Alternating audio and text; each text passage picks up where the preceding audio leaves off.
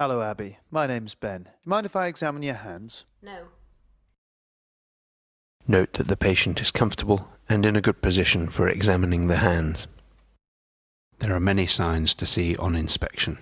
Erythema in acute inflammation. Synovitis can produce swelling of the metacarpophalangeal and interphalangeal joints.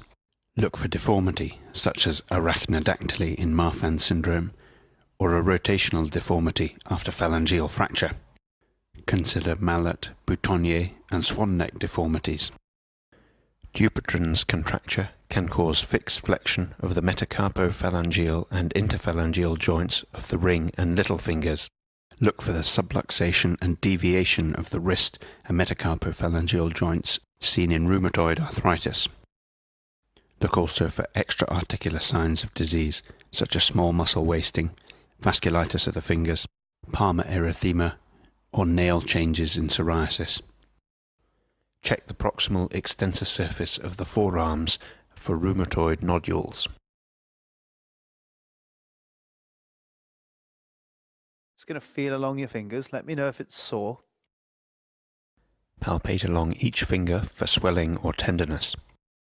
Hard swellings are normally bony outgrowths called osteophytes, characteristic of osteoarthritis. These are called Heberdens or Bouchard's nodes when they occur at the distal interphalangeal and proximal interphalangeal joints respectively. Hard swellings may also be due to mucus cysts or rarely to tumours.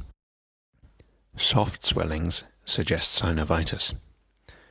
Detect synovitis in the interphalangeal joints by gently pressing with your thumb and index finger above and below the joint to detect sponginess.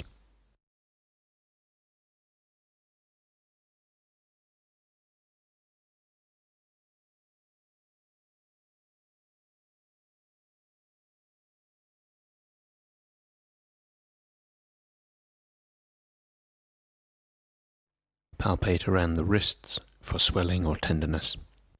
Osteophytes at the thumb carpometacarpal joint can cause squaring of the wrist.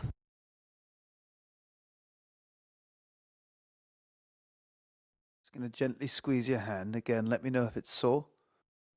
Gently squeeze across the metacarpal heads to test for sponginess or tenderness. Palpate the flexor tendon sheaths in the hands and fingers to detect local swellings or tenderness. Also feel for thickening in the palmar fascia. If you detect any swelling, look for triggering or locking during extension of a flexed finger.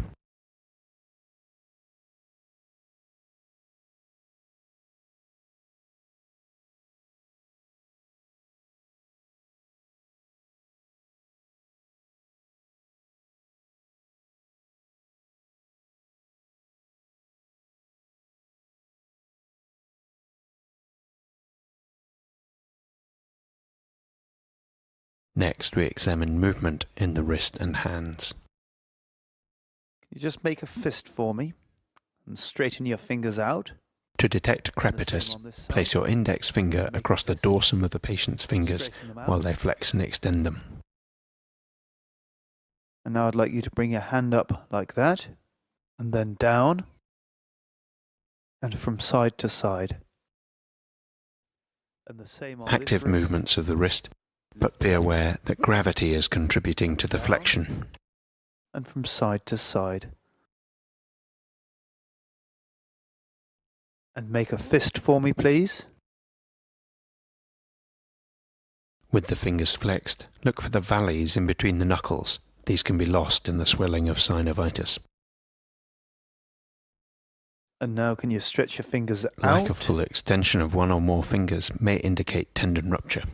And I'd like you to squeeze. Test grip strength with two of your fingers inserted into their palm from the thumb side. And now touch each finger with your thumb, like so. Thumb opposition for pincer grips to demonstrate fine motor function in the hand. And just let me move your fingers. Investigate flexor tendon sheath abnormalities by passive movements of the fingers to see if you can elicit triggering or crepitus. Triggering is caused when a localized tendon swelling jams in one of the so-called pulleys that guide the flexor tendons. And the same on this hand. The finger will tend to jam in a flexed position, resembling a gun trigger, and requires an external or passive extending force in order to straighten.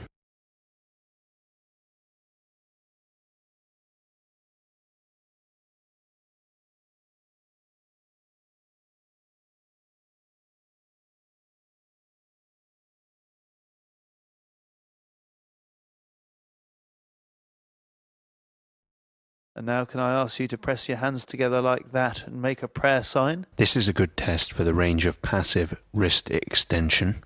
And now flex them the other way. And extension. Look for symmetry of the elbow and shoulder positions.